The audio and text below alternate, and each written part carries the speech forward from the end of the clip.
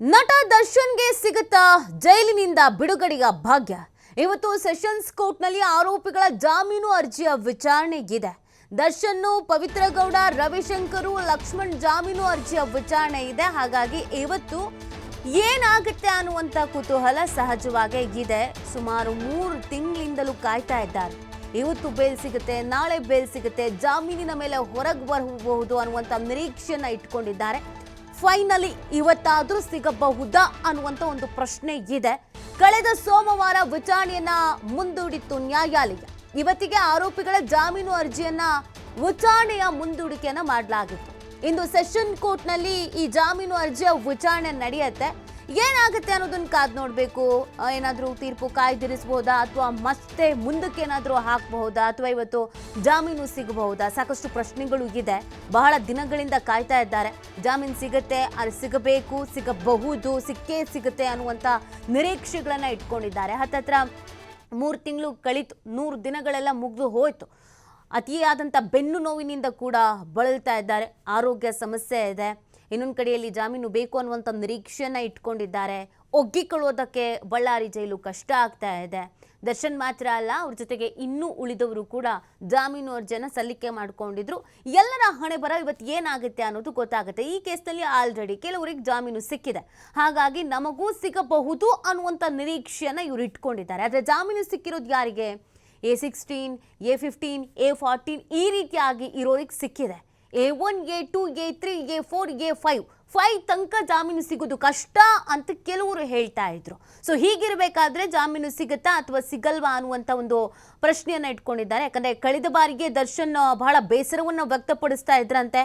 ಎಷ್ಟು ಅಂತ ಕಾಯಬೇಕು, ಇನ್ನೂ ಎಷ್ಟು ದಿನ ಅಂತ ಹೀಗಾಗುತ್ತೆ, ಮುಂದಕ್ಕೆ ಹೋಗ್ತಾನೆ ಇದೆಯಲ್ಲ ಅಂತ ಒಂದಷ್ಟು ಬೇಸರವನ್ನ, ಒಂದಷ್ಟು ಅಸಮಾಧಾನವನ್ನ ಅವರ ವಕೀಲರ ಬಳಿ ಹೇಳ್ಕೊಂಡಿದ್ರು ಅನ್ನೋದು ಕೂಡ ಇತ್ತು. ಯಾಕಂದ್ರೆ ಪ್ರತಿ ಬಾರಿಯೂ ಬೇಲ್ ಅಂತ ಅಪ್ಲೈ ಮಾಡಿದಾಗ ಅದು ರಿಜೆಕ್ಟ್ ಆಗೋದು ಅಥವಾ ನಾನಾ ಕಾರಣಗಳಿಂದ ಮುಂದೆ ಹೋಗೋದು ಈ ಥರದ ಆಗ್ತಾನೆ ಇದೆ. ಒಂದ್ ಕಡೆಯಲ್ಲಿ SPP ಪ್ರಬಲವಾದಂಥ ವಾದವನ್ನ ಮಂಡಿಸ್ತಾ ಇದ್ದಾರೆ. ಯಾವುದೇ ಕಾರಣಕ್ಕೂ ಇವ್ರುಗಳಿಗೆ ಜಾಮೀನನ್ನ ಕೊಡಬಾರ್ದು, ಸಾಕ್ಷಿ ನಾಶ ಮಾಡುವಂತ ಸಾಧ್ಯತೆಗಳು ಇರುತ್ತೆ, ಪ್ರಭಾವಿಗಳು, ಹೈ ಪ್ರೊಫೈಲ್ ಕೇಸ್ ಇದು. ಹೀಗಿರ್ಬೇಕಾದ್ರೆ ಇವರಿಗೆ ಜಾಮೀನು ಕೊಡುವಂಥದ್ದು ಎಷ್ಟರ ಮಟ್ಟಿಗೆ ಸೂಕ್ತ ಅನ್ನುವಂಥ ಪ್ರಶ್ನೆಗಳನ್ನ SPP ಮಾಡ್ತಾ ಇದ್ದಾರೆ. ಆಕ್ಷೇಪಣಾ ಅರ್ಜಿಯನ್ನು ಅವರು ಕೂಡ ಸಲ್ಲಿಕೆ ಮಾಡ್ಕೊಳ್ತಾ ಇದ್ದಾರೆ. ಎರಡೂ ಕಡೆಯ ವಾದ ಪ್ರತಿವಾದವನ್ನ ಆಲಿಸಿ ಫೈನಲಿ ಏನ್ ತೀರ್ಪು ಬರುತ್ತೆ, ಏನ್ ಆದೇಶ ಬರುತ್ತೆ ಅನ್ನುವಂಥ ಕುತೂಹಲ ಇರುವಂಥದ್ದು. ಇವತ್ತು ಕೂಡ ಅದೇ ರೀತಿಯಾಗಿ ವಿಚಾರಣೆ ಇದೆ. SPPನೂ ವಾದ ಮಾಡ್ತಾರೆ, ಸರ್ಕಾರದ ಪರ ವಕೀಲರು SPP ಕೂಡ ವಾದ ಮಾಡ್ತಾರೆ. ಯಾವುದೇ ಕಾರಣಕ್ಕೂ ಇವರಿಗೆ ಜಾಮೀನನ್ನ ಕೊಡಬಾರದು, ಜಾಮೀನನ್ನ ನಿರಾಕರಿಸಿ. ಇವ್ರಿಗೆ ಜಾಮೀನು ಸಿಕ್ತು ಅಂತ ಅಂದ್ರೆ ಕೇಸ್ಗೆ ಹಿನ್ನಡೆ ಆಗತ್ತೆ, ಇವ್ರ ಸಾಕ್ಷಿಯನ್ನ ನಾಶ ಮಾಡಬಹುದು. ಆಲ್ರೆಡಿ ಈ ಕೇಸಿನಲ್ಲಿ ಸಾಕಷ್ಟು ಸಾಕ್ಷಿಯನ್ನ ನಾಶ ಮಾಡಿರುವಂತ ಕೆಲಸವನ್ನ ಮಾಡಿಬಿಟ್ಟಿದ್ದಾರೆ. ಮತ್ತೆ ಇವ್ರನ್ನ ಬೇಲ್ ಕೊಟ್ಟು ಹೊರಗಡೆ ಕಳಿಸಿದ್ರೆ ಕಷ್ಟ ಆಗತ್ತೆ. ಈ ತರದ ನಾನಾ ರೀತಿಯಾದಂಥ ಆಕ್ಷೇಪಣೆಯನ್ನ SPP ಸಲ್ಲಿಕೆ ಮಾಡ್ತಾ ಇದ್ದಾರೆ. ಇನ್ನೊಂದು ಕಡೆಯಲ್ಲಿ ದರ್ಶನ್ ಪರ ವಕೀಲರು, ಪವಿತ್ರ ಪರ ವಕೀಲರು ಜಾಮೀನು ಬೇಕು ಅನ್ನುವಂಥ ಮನವಿಯನ್ನ ಮಾಡ್ಕೊಳ್ತಾ ಇದ್ದಾರೆ. ಇದರಲ್ಲಿ ಇವ್ರ ಪಾತ್ರಗಳೇ ಇಲ್ಲ. ಸೊ ಇವ್ರ ಪಾತ್ರಗಳೇ ಇಲ್ದಿದ ಮೇಲೆ ಹೇಗೆ ಜಾಮೀನು ಕೊಡದೆ ಇರುವಂಥದ್ದು ಮತ್ತು ಆರೋಗ್ಯ ಸಮಸ್ಯೆ ಅನ್ನೋದು ಇದೆ. ಸೊ ಹೀಗೆಲ್ಲ ಇರಬೇಕಾದ್ರೆ ಜಾಮೀನು ಕೊಡಬೇಕಾಗತ್ತೆ. ಕೆಲವೊಂದಷ್ಟು ಸಮಸ್ಯೆಗಳಿಂದ ದರ್ಶನ್ ಬಳಲ್ತಾ ಇದ್ದಾರೆ. ಅವರಿಗೆ ಸರಿಯಾದಂಥ ಕೆಲವು ಮೂಲಭೂತ ಸೌಕರ್ಯಗಳು ಸಿಗ್ತಾ ಇಲ್ಲ, ಮಾತ್ರೆಗಳು ಸಿಗ್ತಾ ಇಲ್ಲ, ಅತಿಯಾದಂಥ ಬೆನ್ನು ನೋವು ಇದೆ. ಸೊ ಈ ಥರದ್ದೆಲ್ಲ ಮನವಿಯನ್ನ ದರ್ಶನ್ ಪರ ವಕೀಲರು ಕೂಡ ಮಾಡಿಕೊಳ್ಳಲಿದ್ದಾರೆ. ಹೀಗಿರ್ಬೇಕಾದ್ರೆ ಎರಡೂ ಕಡೆಯ ವಾದ ಪ್ರತಿವಾದವನ್ನ ಆಲಿಸಿ ಇವತ್ತು ಕೋರ್ಟ್ನಲ್ಲಿ ಏನ್ ಬೆಳವಣಿಗೆ ಆಗತ್ತೆ, ಇವತ್ತೇನಾದ್ರೂ ಜಾಮೀನು ಅಂತ ಏನಾದ್ರು ಜಾಮೀನು ಮಂಜೂರು ಆಗತ್ತಾ ಅಥವಾ ತೀರ್ಪನ್ನ ಕಾಯ್ದಿರಿಸುವಂಥದ್ದು ಏನಾದರೂ ಆಗತ್ತಾ ಅಥವಾ ಬೆಲ್ ಕ್ಯಾನ್ಸಲ್ ಆಗತ್ತಾ ಅಥವಾ ಮುಂದೂಡಿಕೆ ಮಾಡುವಂಥದ್ದು, ಮುಂದಿನ ಡೇಟನ್ನು ಕೊಡುವಂಥದ್ದು, ಈ ಥರದ್ದು ಏನಾದರೂ ಆಗತ್ತಾ? ಎಲ್ಲವೂ ಕೂಡ ಸಾಕಷ್ಟು ಕುತೂಹಲಕ್ಕೆ ಕಾರಣವಾಗ್ತಾ ಇದೆ.